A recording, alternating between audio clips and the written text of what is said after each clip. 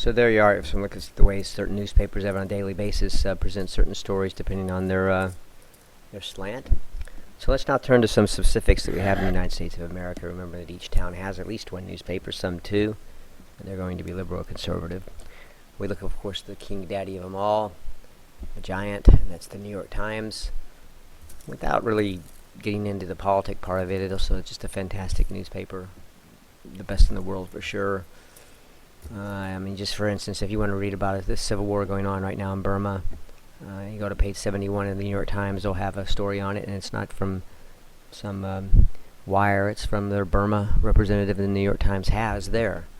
And so it's complete, thorough, the arts, literature, book reviews, so good stuff indeed. Read the New York Times if you can. Quite liberal. We see that from the way it's handled, the stories they go after, and certainly the op-eds that they run. The Washington Post, its sister newspaper down in D.C., also very, very liberal. Of course, the newspaper that, i.e., brought down Richard Nixon, Woodward and Bernstein, and the Watergate conspiracy. Although I do think that, in fact, stories trump the leanings of newspapers, and that if you have a story, you're going with it, and if you're the first one, you're the scoop. It's going to be liberal or conservative, whichever end they're going with it, and I think you've seen that many, many times, going back to the Clinton impeachment story and Monica Lewinsky, chased by a lot of different newspapers. The Dallas Times-Herald, believe it or not, we used to have two newspapers in Dallas, like most cities did. The Dallas Times-Herald was the liberal one, the Dallas Morning News the conservative, and so depending on what you were in Dallas, you either bought one or the other. And I suppose owing to the conservative nature of our town, you see that the Dallas Times-Herald went out of business in a highly competitive war with the Dallas Morning News in the mid-'80s, and is now gone, but it was a very liberal newspaper. The Los Angeles Times, quite liberal, out of Los Angeles, the big, large city newspaper with giant circulation. Conservative ones, of course, we have the Wall Street Journal, the King Daddy, very much the opposite of the New York Times when it comes to its leanings, its political ideology, the op-eds it runs, the stories it concentrates on. And then you have the other newspapers that are in other cities that are counterparts of the ones that I just showed you a second ago, at least most of them. You have the Washington Times that is the counterpart of the Post, the New York Post that is the counterpart of the New York Times, the Chicago Sun-Times, which this is the opposite to the Chicago Daily News, and the Houston Chronicle. So there are some of them that are conservative, among others. The Washington Times I just mentioned, Dallas Morning News. Now, television, let's get to the big one, and that's, of course, this is a medium that is the newer one, just started in the 50s, of course, and growing, and is subject to the FCC oversight. Everything from language to things that can be shown, when they can show them, what sort of public service message record they have, and on and on and on and on. Done by sound bites, which are a little bit of a bane to the existence of the government teachers. These sound bites are usually 60 seconds long. Most Americans, believe it or not, we know depend most of what they vote on for President of the United States based on 30 of them a year. 30 sound bites. Now, obviously, in 60 seconds, you're not going to be able to get into a whole lot of depth, to say the least, and so it's cursory and an overview in nature.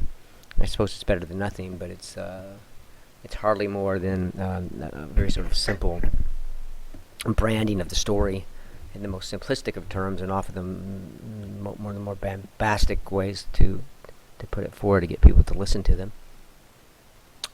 Because we have cable, like we've said a couple times already in this lecture, we have a diffusion of outlets for people to choose from, and what that does often is make television stations get fairly aggressive with their portrayal of what they're trying to do to the American people in presentation as well as content. So let's look at some of them. Obviously, I mean, just about every town of note has a PBS station, and all of them are liberal. But of the cerebral core, again, it's not talk radio sort of liberal as you watch them. You'll see often that we see that they're liberal because of the documentaries they run, McNeil Lehrer, their news program at night is it got a liberal stance, and overtly, but and sort of the talk shows they run and the like, you'll see them come across, and of course that's much to the bane of the existence of the conservatives in Congress, because PBS is paid for in part by the national government. We know in part, of course, because if you ever watch PBS or listen to NPR, they have the endless fund drives, because the federal government hardly pays for all of it. Others, NBC, the big boys, NBC, CBS, ABC, certainly tend to have liberal leanings of one sort or the other. CNN, although it's, I would put CNN maybe slightly liberal at best, but really, quite honestly, more neutral, straightforward down the line. If you look at it on whole, if you want to selectively look at certain programs on CNN, you can do that here and there. I remember CNN used to have a famous show that really was at the forefront at the time called, wasn't Point Counterpoint, but it throws me right now the name, but every day it was on at 6 o'clock. And you had a very, very liberal person, a very, very conservative person going at it toe-to-toe. And basically it was, here was one side, here was the other. You take your pick, and very much made the bones of CNN early on in their political commentary, not the presentation of the straightforward news, but the commentary itself. And ABC. So generally the big three carry a liberal label. They would probably fight that, but I think that on balance you'd have to say that they probably are, somewhat, not overtly. And there they are. Yeah. I'll put somewhat that I think, for the most part, C-SPAN, you're looking at, for the most part, C-SPAN is, and there's a bunch of them now. C-SPAN, basically, if you know much about it, runs with just the camera itself. The big C-SPAN, the original, shows Congress whenever it's in session, which isn't that often, unfortunately. And so they'll go and cover committee meetings and people out on the stump or this or that or this or that. Still without commentary, but I think you might have to be a little bit careful about that, because whenever C-SPAN begins to make choices on who they're going to cover, inevitably you can get some bias in there. Who they decide to cover, how long they decide to cover it, if it's during a campaign season, who they're following.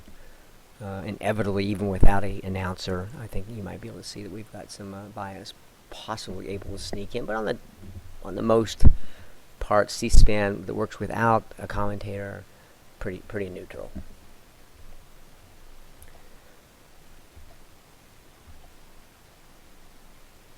Now, on the internet, which is obviously the newest medium and growing and growing and growing and growing and growing, let's say a few things about them overall. Usually the internet is the most biased and separates itself very, very quickly as it tries to attract viewers. In doing so, most people do not go to sites unless they're just generally surfing, less they know if it's conservative, liberal, and that's why they're heading there. Again, there's nothing wrong with being biased. Tons of internet sites are biased and certainly legitimate, and some of them are more crazy than others, but many are not. Certainly mainstream, high-level political rhetoric. Some outrageous to get the viewers. We've talked about this already a couple times, and certainly internet's no different, if not even more egregious when it gets to this outrageousness to try and get you lured in. Learning for the audience, they know who they're after, and they go for it. The target audience is to try and get them to come back again and again and again, often by throwing out the sort of red meat that they know that will get there. Places like the Drudge Report or places like that know why people are tuning in, and they throw the bone out there to get the people coming back. Obviously, on the internet, as you know, with sources, if we look academically, you got to be careful, real careful about the sort of things that are out there. Even if it's packaged where it looks very, very legitimate and straightforward and sober, the claims they're made, we've got to be careful with, because very, very rarely are we told much about where those claims are coming from, even if it's a sort of cursory mention of this think tank or this survey said this or that or this or that, or really, who is that? And we don't seem to know often much about these surveys or what these things show. Doesn't mean they're inaccurate, just means that we have to be careful and make sure we look at it with a careful and discerning eye. even a skeptical eye, I suppose, is not a bad way to go into it. Just a couple of the crazies that you get out there. I mean, it doesn't take long. I just pulled a couple of them up very, very quickly. Stormfront.org and the like. Yeah. All right, liberal sites. A bunch of them. Move On, you may have heard of. This is this giant, very, very well-funded political action committee, and as well as other embodiments of a liberal movement that has quite a presence on the web with its website. Slate. I don't know if you know about Slate, but Slate is a highbrow liberal internet site, very much sort of like the New Republic or something like that. That has long articles that are written with a liberal slant, certainly, but more highfalutin and more sober and more high level and more in mind with an audience that's looking for that sort of thought rather than others. Slate, good stuff.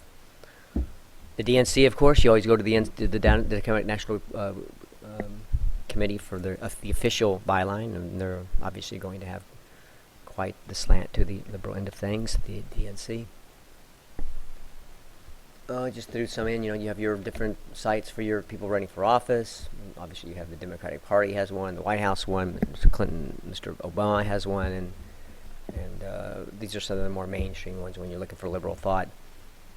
If we hark back to the television stations, actually, also, and the magazines, of course, they all have a presence with their websites on the web to also go to. Conservative-wise, we had the Drudge Report's probably the king daddy of them all. I don't know if you've ever heard of him or not, but Drudge was a guy who was at the forefront of this sort of thing back in the late 90s. And a gigantic following, and daily does bust of the Democrats and the liberals on a wide-ranging variety of topics, all conservative in nature. Neocons out there, the neocons really have sort of disappeared. Now the Tea Party almost has sort of come in a little bit behind it, but the Neocon Party has quite a big site, as does the Tea Party. Republican National Committee, its counterpart to the DNC, has one, and just threw a couple of other ones up there of different varieties of slant and bias, and on and on and on. Satire, as you guys know, that I'm a big part of what the internet can do in terms of political satire, both as getting people interested and as well as making subtle and fairly sophisticated points at certain times. Colbert, Daily, Bill Maher. We've sung some of The Onion already in TV in class, and Onion's a complete parody of a news station. It never breaks out of the parody mode and tells you that they're just kidding, and it takes you a little while in each story to understand that somebody's being put on. I'm going to show you some examples here in just a tad.